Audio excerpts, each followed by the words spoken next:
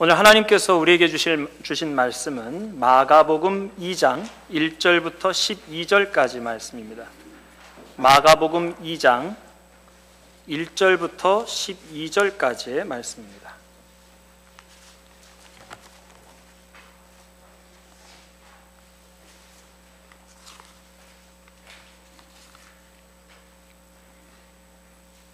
한 절씩 교독할 텐데 제가 한 절 읽고 성도님 한 절 읽고 이렇게 하겠습니다.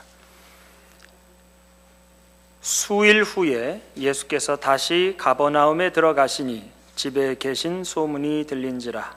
많은 사람이 모여서 그날이라도 음식할 수 없게 되었는데 예수께서 저희에게 도를 말씀하시더니 사람들이 한 중풍병자를 네 사람에게 메워 가지고 예수께로 올세.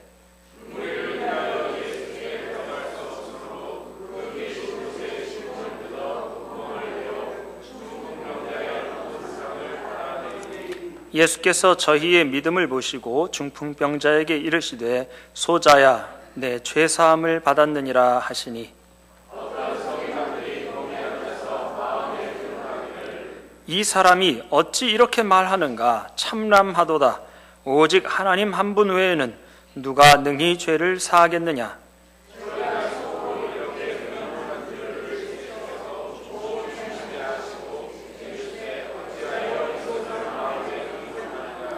중풍병자에게 내 죄사함을 받았느니라 하는 말과 일어나 내 상을 가지고 걸어가라 하는 말이 어느 것이 쉽겠느냐.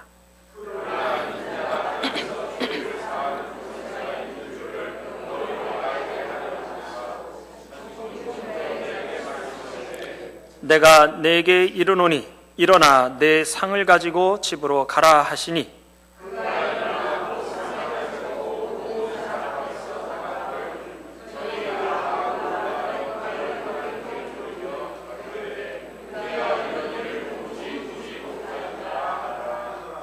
아멘. 오늘 우리가 함께 읽은 본문은 예수님께서 중풍병자를 고치시는 아주 유명한 이야기입니다. 예수님께서 가버나움이라고 하는 동네에 들어가셨는데 사람들이 구름대처럼 몰려왔어요. 소문이 쫙 났거든요. 바로 이 가버나움이라는 동네에 예수님이 며칠 전에 가셨는데 그 회당에서 귀신 들린 사람 고쳐주시고 그리고 여러 가지 질병 걸린 사람들 다 고쳐주신 일이 있는데 말이죠. 그 소문이 벌써 거기에 쫙 퍼진 겁니다. 그러니까 예수님을 보려고 혹은 구경하려고 만나려고 혹은 고침을 받으려고 사람들이 그렇게 구름대로 몰려든 거예요. 근데 그 많은 사람들 가운데 네 사람이 그 친구인 모양이죠. 중풍병자를 들 것에 이렇게 누여서 네 사람이 그 침상채로 예수님께로 데리고 온 겁니다. 근데 사람이 가득 있으니까 도무지 예수님 계신 집으로 들어갈 수가 없어요. 그럼 보통 돌아가는데 이 사람들은 그 집 지붕으로 올라가 가지고는 지붕을 뚫고 그 중풍병자를 침상째 달아 내린 겁니다. 이걸 보고 주님께서 그 중풍병자의 병을 고쳐주신 이야기입니다. 자, 이 이야기의 주인공이 누구일까요? 예수님이 중풍병자를 고치신 이야기인데 주인공은 중풍병자보다는 그 중풍병자 데리고 온 네 사람의 친구 그리고 예수님 이렇게 주인공이 될 것 같아요. 이 친구들이 어떤 사람인지는 성경이 얘기를 하지 않습니다. 다만 우리가 알 수 있는 것은 그 네 사람의 마음이 하나였다는 것 그리고 그 중풍병자를 참 사랑했다는 것 그건 알 수 있어요. 그렇지 않고서는 도저히 할 수 없는 일 아닙니까? 좀 더 생각해 보면 친구들이 이 중풍병자를 데리고 왔을 때 사람들이 이미 가득 서 있었던 게 당연해요. 왜냐하면 다른 사람들이 달려갈 때 이 사람들은 한 걸음 한 걸음 데리고 가야 되잖아요. 그러니 당연하죠. 막상 도착했는데 사람들이 꽉 막혀 있으면 참 속상했을 겁니다. 보통 사람 같으면 아유 이젠 방법 없어 할 만큼 했어 이러고 그냥 돌아갔을 수도 있잖아요. 그렇죠? 이게 자기 병을 고치려고 간 것도 아니에요.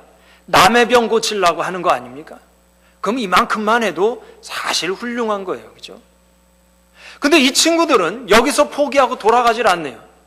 사람들 때문에 막혀 있으면, 사람을 뚫을 수가 없으면 지붕으로 올라가서 지붕을 뚫은 겁니다. 도대체 이거 어떻게 이렇게 할 수 있나? 이유는 딱 하나밖에 없습니다. 사랑 때문에 말이죠. 사랑하지 않으면 이렇게 못하죠. 사랑했기 때문에 포기하지 않았고, 사랑하니까 방법을 찾은 겁니다. 이 사랑 참 귀하죠. 참 귀합니다. 이런 사랑은 줄 때도, 받을 때도 행복하지만 줄 때 더 행복하고 말이죠. 이렇게 사랑이 충만한 그런 삶 되시기를 소망합니다. 근데 오늘 우리가 주목하고자 하는 것은 이 친구들이 함께 했다는 것. 함께 했다는 것을 주목하고 싶은 겁니다. 그 친구를, 그 중풍병자를 위해서 지붕을 뜯어내고 달아내리는 거, 이거를 함께 같이 했다는 거. 저는 이제 한국에서 목회하다가 노스캐롤라이나에서 10년, 그리고 오하이오에서 이제 3년 목회했는데, 이 노스캐롤라이나는요, 눈 구경을 잘 못해요. 1년에 한 번이나 뭐 눈이 오나. 예. 그것도 뭐 해나면 금방 녹아버리니까 눈삽이라는 게 집에 없습니다. 근데 오하이오를 갔더니 6개월이, 그래서 6개월이 겨울이에요. 11월부터 눈이 오기 시작해가지고 4월까지 오네. 아주 그냥 엄청 옵니다. 엄청 와요. 눈 치울 일이 많아요. 눈 많이 오면은 이제 그 어르신들 걱정이 좀 되죠. 이 시니어 아파트에 사시는 분들은 괜찮아요. 이건 치워주니까. 근데 이게 주택에 혼자 사시는 어른들은 이 눈이 오면 이게 꽉 막히는 거 아닙니까? 걱정 많이 되죠. 그래서 팀들로 가가지고는 눈도 치워드리고 했던 기억이 납니다. 근데 이제 한 성도님 이야기인데, 이분은 시니어는 아니고 50대 후반의 여자 성도님이에요. 근데 이분이 이제 눈을 치우는데 남편은 멀리 있고 자식들은 공부하느라고 바빠서 하나는 LA가 있고 하나는 의대생이라 가지고 막 바빠가지고 집에 잘 못 와요. 그러니까 눈이 왔는데 엄마 혼자 그 드라이브, 집은 얼마나 큰지 그 드라이브웨이 그 혼자 치우고 계신 거예요. 나중에 저한테 말씀해 주시는데, 눈 한 삽 뜨고 하늘 쳐다보고 한숨 쉬고, 아이고 이러면서 저한테 하소연하는 거예요. 목사님, 저는 그 눈을 치우면서 인생이 뭔가 다시 생각했습니다. 한 삽 뜨고 한숨 쉬고, 남편은 멀리 있죠. 자식놈들은, 이거 그분이 하신 얘기예요. 자식놈들은 바쁘다고 코빼기도 안 보이죠. 이 인생이 뭔가. 교회든지 집이든지 여러 명이 함께하면 힘도 안 들고 재밌는 일인데, 이거 혼자 하면 힘들어요. 우리 교회 같은 지붕은 이거 사람이 올라가서 뭐 뚫고 이러기는 쉽지 않죠. 그죠? 근데 이스라엘 지붕은 흙으로 돼 있고 평평해가지고는 이거 뚫을 수 있다 그럽니다. 힘 좋은 사람은 혼자서도 뚫죠. 시간 좀 더 주면 혼자서도 뚫어요. 다만 지치죠. 그리고 중풍병자 달아내리는 거 말이에요. 그거 뭐 구조하는 프로그램 보니까 혼자서도 이렇게 하는 방법이 있더만요. 근데 이거 아무나 못합니다. 위험해요. 이거 어떻게 해야 되느냐? 내 귀퉁이를 다 매달아가지고 호흡 맞춰가지고 하나 둘 하면서 내려야 안전하게 내릴 수 있지 않습니까? 신앙생활 하면서도 참 중요한 거, 함께 하는 겁니다. 함께 하는 거. 하나님은 우리로 신앙생활 혼자 하게 않으시고 믿음의 공동체를 주셨습니다. 우리 예수님 3년 동안 공생애 하시고 이 땅에 남기신 것이 있다면 제자들의 믿음 공동체, 교회 아닙니까? 어떤 성도님께서 저한테 노스캐롤라이나에 있는데 이런 말씀을 하신 적이 있어요. 목사님, 신앙생활 어차피 혼자 하는 거 아닙니까? 그렇죠. 다 깊은 뜻이 있는 이야기겠지만은 신앙생활은 함께 하는 겁니다. 교회 일 혼자 하면 서럽고 함께 하면 재밌고 말이죠. 혼자 하다가 자칫 잘못하면 실족하는 수가 있고, 혼자 하다가 포기하는 수가 있고 말이죠. 그죠? 그래서 제가 담임 목회할 때 성도님들한테 종종 하던 이야기가 있어요. 누가 뭐 하고 있으면 심지어 주보라도 접고 있으면은 거 가서 좀 도와주자. 그러네. 도와줍시다. 잘 모르면 뭐 주방 사역 같은 거 잘 모를 수도 있잖아요. 그죠? 예. 잘 모르면은 그냥 옆에라도 있어 줍시다. 그러다 보면은 옆에서 계란이라도 깨고 도울 일이 생기는 거 아니에요. 그죠? 그것도 아니라면은 말동무라도 되어 줍시다. 수고한다고 인사라도 하고 갑시다. 예. 신앙생활 혼자 하면 힘들고 넘어졌을 때 그때 일어나기가 혼자 있으면 어렵잖아요. 같이 하면 참 즐겁고 말이죠. 혼자 일하면 철학자 되고 말이죠. 인생은 뭔가 이런 생각을 하게 되고. 다윗, 구약의 다윗이라는 사람 참 대단한 사람이에요. 이 사람은 어렸을 때 돌멩이 하나로 골리앗을 때려잡은 사람입니다. 대단한 사람이죠. 근데 이 사람이 말이에요, 그렇게 용맹한 사람도 힘든 시기를 지났습니다. 광야 여기저기 돌아다니고 동굴에서 찬 이슬 맞으면서 잠을 청할 때가 있었어요. 참 버티기 힘든 시간이었습니다. 근데 하나님은 그 다윗이라고 하는 사람, 그 사람을 혼자 두지 않고 사람들을 붙여주시는데, 그때 마음 아프고 억울한 일 있는 사람들이, 동병상련으로 모여든 사람들이 400명, 이들이 나중에 다윗이라고 하면 목숨을 내걸고라도 싸웠던, 다윗을 위해서라고 하면 목숨 내걸고 싸웠던 다윗의 용사들이 됩니다. 그리고 이 사람들 때문에 전쟁들마다 승리하고 이스라엘 왕이 된 거예요. 왕 된 거 혼자 한 게 아니라는 거죠. 그런 의미에서 우리 믿음의 공동체는 하나님께서 우리 모두에게 주신, 모두에게 허락하신 선물입니다. 아무리 신앙 좋은 사람도 넘어질 때가 있습니다.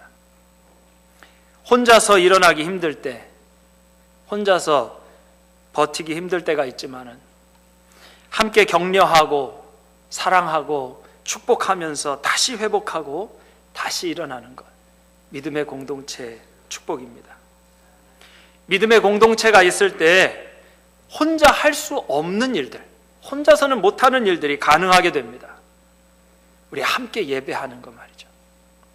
여러분, 우리가 늘 예배하니까 이게 별거 아닌 것처럼 느껴질 때가 있을지 몰라도 함께 예배하는 것이 얼마나 큰 축복인지 모릅니다. 혼자서 기도하고 혼자 예배하는 것과는 완전히 다른 큰 감격과 기쁨을 누리게 되는 겁니다. 성가대의 찬양, 한 사람은 도저히 할 수 없어요. 이게 얼마나 귀하냐 하면 그 성가대 전체가 같은 호흡으로 같은 고백을 가지고 찬양할 때만 가능해요. 화음이 언제 맞춰지느냐 하면 모두의 마음이 하나가 됐을 때만 가능한 겁니다. 하나님이 창조하신 모든 피조물 가운데 이렇게 찬양할 수 있는 존재는 사람밖에 없잖아요. 그러니 얼마나 큰 축복이고 은혜입니까? 함께 기도합니다. 한 목소리로 기도하는 통성기도, 마음을 합하여 하는 합심기도, 누군가를 위하여 하는 중보기도, 릴레이기도, 모두 함께하는 기도입니다.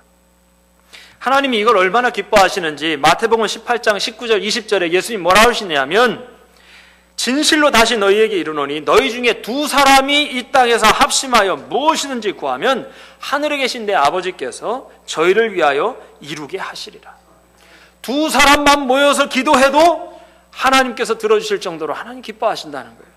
이어서 뭐라고 하냐면, 두세 사람이 내 이름으로 모인 곳에는 나도 그들 중에 있느니라. 오늘 이곳에 하나님께서 함께 하신 것입니다. 우리 선교도 함께 합니다. 사역도 함께 합니다. 그래서 우리는 서로를 무엇이라고 부르냐 하면 동역자라고 부릅니다. 속회, 큐티 모임 다 서로서로를 격려하고 축복해서 다 같이 말씀 안에서 살고 은혜 안에서 살도록 하는 그런 모임입니다. 목회를 하다 보면은 부교역자를 청빙할 일이 많지 않습니까? 근데 저는 목회하면서 가장 중요하게 여겼던 게 있어요. 전 지금도 그걸 중요하다고 생각해요. 그게 뭐냐 하면 동역할 수 있는가입니다. 동역할 수 있는가. 세상에요, 똑똑하고 능력 있는 사람 참 많습니다. 미국에는 더 많아요. 하지만 동역할 수 있는 사람은 귀합니다. 저는, 이제 용서하시고 들어주십시오. 저는 교만한 사람은 조금 모자란 사람이라고 생각이 됩니다. 왜냐하면 세상에는 어디나 자기보다 강자가 늘 있거든요. 겸손해야죠. 또 그러니까 뭐 똑똑하고 능력 있는 사람 귀하죠. 하지만 동역할 수 있는 사람이 더 귀한 겁니다. 왜냐하면 우리 교회의 사역은 다 합력해서 선을 이루는 것이기 때문입니다. 영적 전쟁에서도 마찬가지입니다. 함께 있어야 사단에게 넘어가질 않습니다. 전도서 4장 12절 말씀, 한 사람이면 패하겠거니와 두 사람이면 능히 당하나니 삼겹살이 아니고 삼겹줄은 쉽게 끊어지지 아니하느니라. 그러니까 세 사람만 모여도 그 누구도 쉽게 넘어뜨리지 못하는 그런 힘을 갖게 된다는 거 아닙니까? 저는 노스캐롤라이나에서 목회할 때 한 150명에서 200명이 늘 출석하고, 또 신시내티에서는 늘 250명 이상 출석하던 그런 교회입니다. 근데 그 정도 사이즈의 교회에서는 한 5명 정도만 마음 맞는 사람이 힘을 딱 모으면 뭐 웬만한 사역은 거뜬하게 하겠더라고요. 여러분 생각해 보십시오. 한 200~300명 먹이는데 5명, 식사 준비하는 거 한 5명 딱 모이니까 금방 준비하시더라고요. 손발만 착착 맞으면 말이에요. 또 한번 이렇게 생각해 보면 뭐 어려운 사역이랄 게 뭐가 있을까요? 사실 이렇게 성가대 이런 사역만 빼고 말이에요. 한 5명 정도만 모여도 웬만한 사역은 거뜬하게 할 수 있지 않습니까? 근데 한번 생각해 보세요. 우리 이 워싱턴 교회 말이죠. 우리 한 300명 정도가 300명, 400명 확 한 마음이 된다 그러면 음부의 권세가 넘어뜨리지 못한 정도가 아니고 건드리지도 못한 그런 하나님의 교회 될 줄로 믿습니다. 그렇죠? 저는 목회하면서 늘 바라는 것이 있어요. 그게 뭐냐면 다 함께 한 걸음씩 가는 겁니다. 성도님들 가운데는 여러 가지로 뛰어나신 분들이 있어요. 또 그 가운데에는 스스로 이렇게 남들이 보기엔 그렇지 않은데 스스로 생각할 때 나는 이렇게 못났나, 나 이렇게 부족한가 이렇게 느끼시는 분들도 간혹 계신 것 같습니다. 무슨 일을 할 때 막 달려갈 수 있는 사람도 있는가 하면은 이제 막 신앙생활 시작해서 한 걸음 한 걸음 걸어가는 것도 힘겨워하시는 분들도 계세요. 바라는 건 말이죠, 다 손에 손을 잡고 다 주위를 둘러보면서 한 걸음씩 한 걸음씩 이렇게 가는 거예요. 조금 불편할 수도 있죠. 막 달려갈 수 있는 분은 답답할 수도 있습니다. 시간이 좀 더 걸릴 수도 있어요. 하지만 감격스럽습니다. 행복해요. 다 같이 손에 손을 잡고 나고 하는 사람 없이 한 걸음씩 한 걸음씩. 오늘 본문의 친구들도 예수님 계신 곳까지 오는데 다른 사람들보다 시간이 오래 걸렸습니다. 하지만 한 마음으로 온 그 친구들, 그들은 지붕을 뚫고 그 친구를 예수님께 내려드렸다가 주님의 큰 은혜를 경험하게 되었습니다. 우리 워싱턴 교회 주 안에서 늘 한 마음 한 뜻 되어서 치유하고 회복되고 사단이 넘보지 못하는 그런 능력을 소유하게 되시길 축원합니다. 친구들이 그 지붕 뚫고 그 중풍병자 달아내렸을 때 성경이 이렇게 얘기를 합니다. 예수님께서 저희의 믿음을 보시고 중풍병자한테 소자야 내 죄사함을 받았다 이렇게 말씀하셨다는 거예요. 예수님이 중풍병자의 믿음을 보시고 그 사람을 치유해 주시는 게 아니고 그 친구들의 믿음을 보셨다는 거예요. 그리고 그 사람들의 믿음 때문에 중풍병자에게 선포하셨습니다. 소자야 내 죄사함을 받았느니라. 이 친구들의 믿음이 어떤 믿음입니까? 지붕 뚫는 믿음이죠. 그죠? 지붕 뚫는 믿음이에요. 그 집에 그 하우스 인슈런스 디덕터블이 얼마가 되는지는 모르지만 말이죠, 그 지붕은 아무튼 장정들이 맘만 먹으면 뚫을 수 있어요. 맘만 먹으면 뚫어요. 근데 중요한 거는 왜 뚫었느냐 그거죠. 왜 뚫었느냐. 이 친구들에게 있어서 적어도 확실했던 거는 이 중풍병자 친구를 예수님께 보여드리기만 해도 예수님 고쳐주실 거라는 걸 믿은 겁니다. 그 확신이 있으니까 뜯는 거죠. 만일 이 믿음 없었다면 어떻게 됩니까? 절대 지붕 못 뜯습니다. 이거 남의 집 재산 아니에요. 지붕 뚫는 과정에서 방 안에 뭐 흙이고 나무가 건축 자재들 떨어지고 말이죠. 먼지는 가득하죠. 집주인 당황하죠. 사람들은 화나죠. 경찰 출동해요. 만약에 이 사람, 이 친구들의 목적이 그냥 유명한 예수님 한번 만나는 거라면 절대 지붕 뜯지 않았습니다. 그럼 왜 뜯은 건가? 이 중풍병자가 예수님만 만나면 무조건 나올 수 있다는 확신, 그리고 또 하나는 자기들은 어떻게 되든지 그 책임을 뭐 어떻게 물든지 말이에요. 이 중풍병자 친구, 이 사람 낫게 하고자 하는 사랑 때문이었습니다. 주님은 언제나 이런 믿음과 사랑을 참 귀하게 보셨습니다. 그래서 병자들을 치유하실 때도 내 믿음대로 될지어다 하시고, 내 믿음이 너를 구원하였느니라 말씀하시고, 제자들 믿음 부족할 땐 믿음이 적은 자들아 책망하시고, 믿음 좋은 백부장에게는 이스라엘에 이만한 믿음을 본 적이 없다 이렇게 칭찬하셨습니다. 왜냐하면 믿음은 눈에 보이기 때문에. 바로 이 믿음이 예수님의 눈에 보인 겁니다. 주님께서는 우리의 믿음도 보실 텐데, 주님께서 우리 믿음 보시고 뭐라 말씀하실까요? 모든 예배는 성령 하나님과 만나는 시간입니다. 여러분 믿으십니까? 설교는 하나님의 말씀이 선포되는 시간입니다. 헌금은 하나님께 드리는 것입니다. 기도는 하나님과의 친밀한 교제입니다. 믿는 자에게는 능치 못할 일이 없습니다. 교회의 본질은 바로 이곳에서부터 땅끝까지 전도하고 선교하는 것입니다.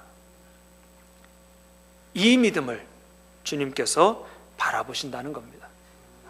바라기는 주님께서 우리 모두의 믿음을 보실 때 주님께서 칭찬하시고 축복하시는 그런 교회와 성도 되시길 축원합니다. 궁금한 게 하나 있어요. 왜 예수님은 중풍병자의 병을 먼저 고쳐주시지 않고, 병을 먼저 고쳐주시질 않고 죄를 사해 주셨을까 하는 겁니다. 예수님께서는 육신의 질병 이전에 마음의 병, 그리고 영혼의 병을 먼저 치유해 주시기 원했기 때문입니다. 이스라엘 사람들은 이 병이 있는 거를 자기 죄 때문이든지 아니면 부모님의 죄 때문에 벌 받는 거라고 생각했거든요. 그러니까 이 중풍병이 얼마나 힘들어요. 참 힘든 병입니다. 근데 막연한 죄책감 때문에 시달리지 않았을까요? 내 죄 때문에 말이에요. 그 마음의 병을 아시고 중심을 보시는 주님께서 먼저 죄사함의 축복을 주신 겁니다. 영혼이 치유되는 순간이에요. 예수님은 언제나 영혼의 치유가 우선이었습니다. 문둥병자를 치료하실 때는 꼭 이렇게 만져주시면서 치료하셨습니다. 문둥병자에게 제일 갈급했던 게 뭘까요? 이 가족들도 못 건드리는 거 아니에요? 내가 내 배 아파서 난 자식도 엄마하고 안기지를 못하는 병 아닙니까? 따뜻한 사람의 온기, 그 손길이 얼마나 그리웠겠어요. 예수님은 말이죠, 사람들이 다 꺼려하는 그 문둥병자 꼭 이렇게 만져주시면서 치료하세요. 또 서럽고 외롭고 막막했던 베드로의 장모, 열병으로 고생할 때, 화병이라고도 할지 열병이라고 할지 말이죠, 그거 고쳐주실 때는 손을 꼭 잡아주셨습니다. 아무도 친구가 되려고 하지 않는 세리, 그거 누가 밥이라도 같이 먹었겠어요? 근데 세리하고는 말이죠, 주님께서 그 집에 들어가셔가지고 밥을 같이 먹어주셨습니다. 먼저 그 영혼을 치유하신 거예요. 영혼이 병든 상태로는 몸이 건강해져도 또 병드는 거 아닙니까? 하지만 영혼이 치유되면 이미 모든 것이 해결되는 것입니다. 오스왈드 챔버스라는 목사님 계십니다. 20세기 초에 영국의 군종 목사로 사역하시던 분인데 돌아가신 후에 더 유명해지셔가지고 말이죠, 이분이 쓰신 책이 주님은 나의 최고봉, 이런 책이 있습니다. 그분이 이런 말씀을 하셔요. Jesus delivers us not from suffering, but within suffering. 우리 예수님께서는 우리를 고난으로부터 구원해 주시는 것이 아니라 고난 안에서 구원해 주신다. 고난 안에서 먼저 구원해 주시는 거예요. 그럼 그거는 더 이상 고난이 아닙니다. 그죠? 예수님은 우리를 질병으로부터가 아니라 질병 안에서 구원해 주신다는 거예요. 예수님은 우리의 마음의 아픔으로부터 구원해 주시는 것이 아니라 그 아픔 안에서 구원해 주신다는 겁니다. 영혼의 질병을 해결해 주시는 것이 목적이기 때문에 말이죠. 사랑하는 성도 여러분, 혹 우리 가운데 마음이 아파서 몸이 아프고 몸이 아프니까 마음까지 아프신 분 계십니까? 후회와 자책으로 그렇게 마음 아픈 분 계십니까? 오늘 주님께서 여러분의 마음을 만져주시면서 이렇게 말씀합니다. 소자야, 아들아, 딸아, 걱정하지 말아라. 내 죄사함을 받았느니라. 마지막으로 오늘 말씀에서 우리가 꼭 기억해야 할 것 있어요. 예수님께 치유받은 사람들은 다 자신의 약함을 주님께 가지고 나온 사람들입니다. 주님께서 내 약함을 붙들어 주실 수 있다는 것, 주님께서 내 질병을 치유해 주실 수 있다고 하는 것, 이걸 아는 거 하고요, 이걸 가지고 주님 앞에 나오는 거 하고는 이건 완전히 다른 차원의 믿음입니다. 예수님은 주님 앞에 나아간 그 믿음을 기뻐하셨고 그 믿음 위에 치유와 은혜를 베푸셨습니다. 사랑하는 성도 여러분, 믿음의 길을 함께 걷는 동역자로서 함께 손잡고 한 걸음씩 믿음으로 나아가고 주님 보시기에 아름다운 믿음을 보이며 살아가다가 주님께서 영과 육을 모두 강건케 하시는 축복을 누리는 저와 여러분 되시기를 주의 이름으로 축원합니다. 기도하겠습니다. 사랑의 주님, 있는 모습 그대로 나왔습니다. 주님께서 우리를 붙들어 주시고 우리의 속사람을 치유하시고 그 크신 사랑으로 덮어주시니 감사합니다. 주님, 우리에게 믿음의 공동체를 주심 감사합니다. 우리를 홀로 있게 않으시고 서로 위로하고 축복하고 붙들어주고 일으켜주는 하나님의 공동체, 그리스도의 몸을 주셨사오니 주여, 우리로 함께 손붙들고 거룩한 주님의 사명을 함께 이루어가는 그런 귀한 동역자들 되게 하여 주시옵소서.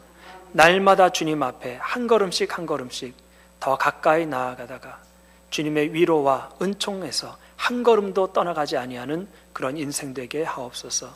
예수님의 이름으로 기도합니다. 아멘.